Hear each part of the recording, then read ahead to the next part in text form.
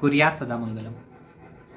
नमस्कार दोस्तों, स्वागत है आपका हमारे YouTube channel solution with Shiva में।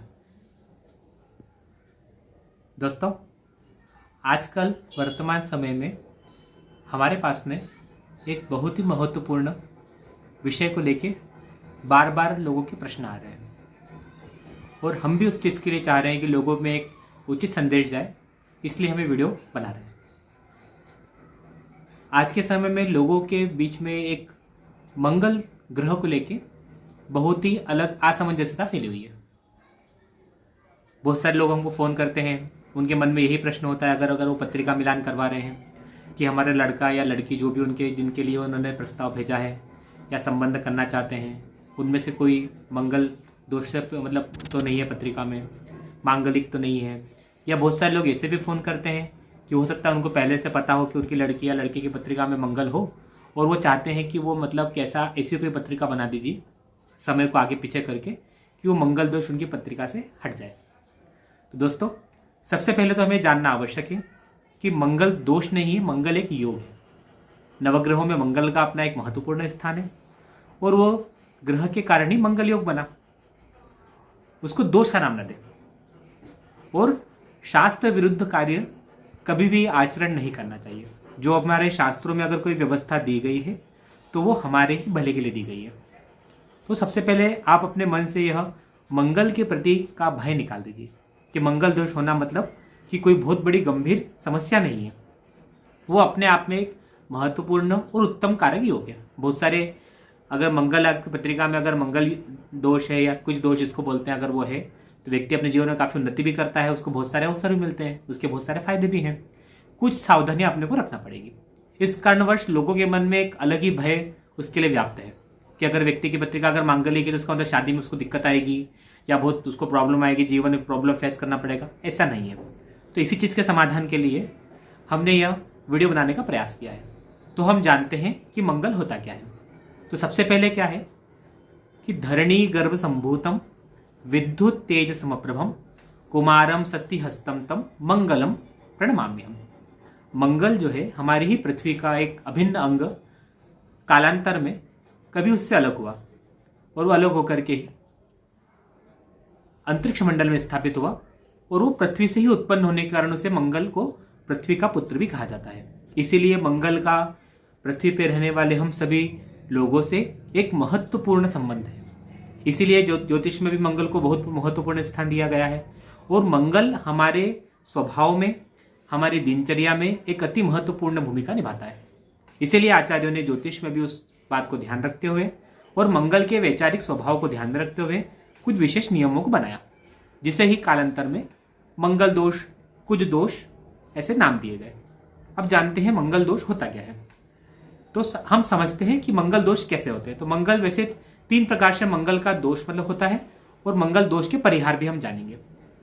आप ध्यानपूर्वक इस बात को समझिए। सबसे पहले हम जानते हैं मंगल दोष होता क्या है। यदि किसी व्यक्ति की जन्म कुंडली में लग्न स्थान, चतुर्थ स्थान, सप्तम स्थान, अष्टम स्थान और द्वादश स्थान, ये अपनी जन्म कुंडली है और जन्म कुंडली में लग्न चक्र है, जिसको बोलते हैं जन्मांक चक्र भी कहते हैं।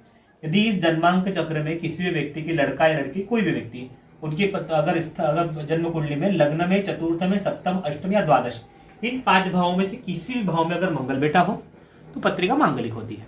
दोनों के साथ में। और उसका परिहार भी है ये, अगर ये सपोज लड़के की पत्रिका है तो लड़की की पत्रिका में भी अगर लग्न, चतुर्थ, सप्तम, अष्टम या द्वादश, इन किसी भी भाव में से अगर मंगल अगर बैठा होगा उसका परिहार हो जाएगा। लेकिन ऐसा जरूरी नहीं है कि सिर्फ मंगल दोष का परिहार मंगली लड़के से ही हो या मंगल से ही लग्न, मंगल से ही उसका परिहार हो, ऐसा नहीं। अगर सपोज अगर व्यक्ति, लड़के की पत्रिका लग्न मांगलिक है और लड़की की पत्रिका चंद्र मांगलिक है तो भी मंगल का परिहार हो जाएगा।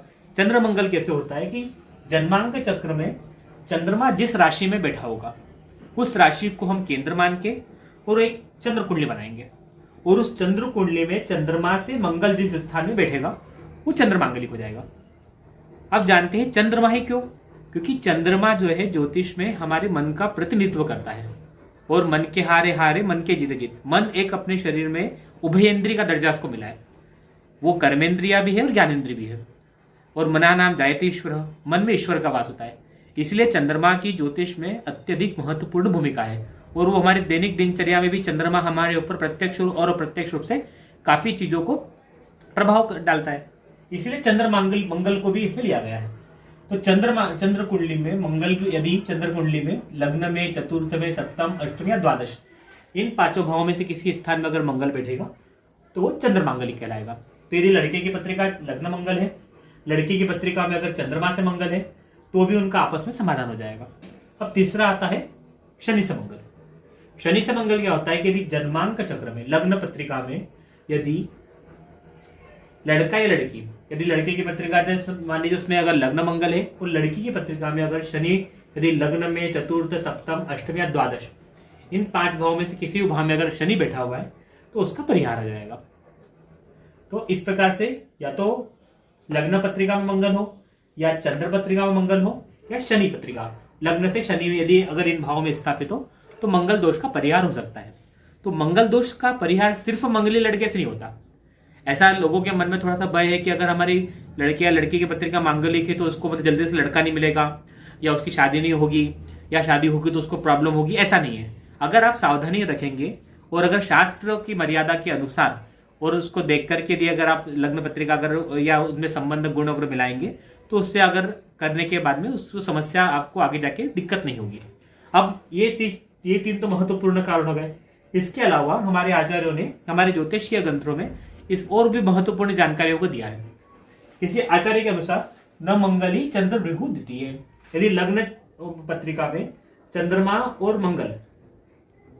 और शुक्र द्वितीय स्थान में बैठे हुए हैं, न मंगली पश्यति सजीव, यदि मंगल को बृहस्पति अगर देख रहा है, न मंगली केंद्र गते च राहु, यदि व्यक्ति की जन्म पत्रिका में अगर राहु भी अगर केंद्र स्थान में बैठा हुआ है और न मंगल राहु योग हो, और यदि जन्म कुंडली में यदि मंगल के साथ में राहु बैठा हुआ है तो भी मंगल दोष का परिहार हो जाता है।